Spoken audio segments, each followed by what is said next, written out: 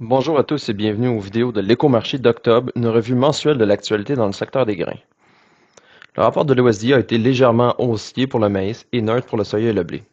La raison en est que les stocks américains de maïs pour 2024-2025 ont diminué de 58 millions de boisseaux, alors que ceux de soya sont restés identiques et ceux de blé ont légèrement diminué. Cependant, la bonne demande pour le maïs américain, elle est due au fait que les prix sont faibles. Les récoltes aux États-Unis sont complétées à 81% pour le maïs, 89% pour le soya, ce qui représente une avance respective par rapport à la moyenne quinquennale de 17 et 11%.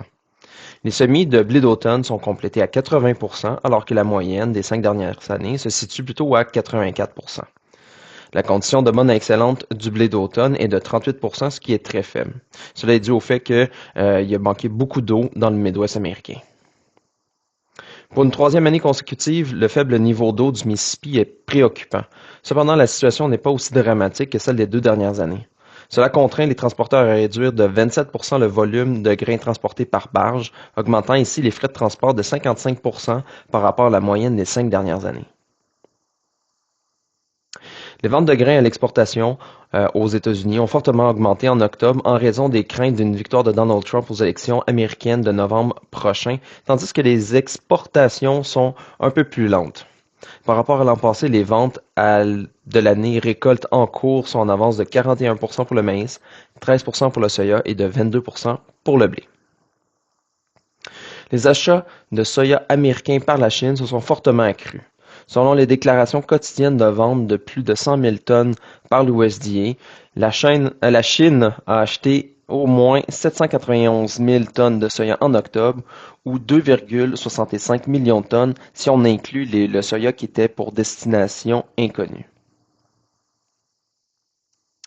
En Amérique du Sud, la météo s'est nettement améliorée, permettant aux producteurs sud-américains de rattraper une partie du retard accumulé. Au Brésil, les semis sont complétés à 36% pour le soya dans tout le pays et à 52% pour le maïs dans le centre-sud du pays, comparativement à l'année dernière à 40% et 53% respectivement. En Argentine, les semis sont terminés à 35% pour le maïs et 3% pour le soya. Les bases du maïs et du soya pour la période de livraison se sont dépréciées, signe d'un bon rendement anticipé. Les bases ont reculé de 9 cents US le boisseau pour le maïs et le soya pour s'établir respectivement à moins 11 cents et moins 51 cents US le boisseau. Ce fut un aperçu du mois d'octobre. J'espère que cela vous a plu. Si vous voulez lire davantage notre analyse, je vous invite à le consulter au www.pgq.ca. Je vous donne rendez-vous dans un mois pour l'édition de novembre.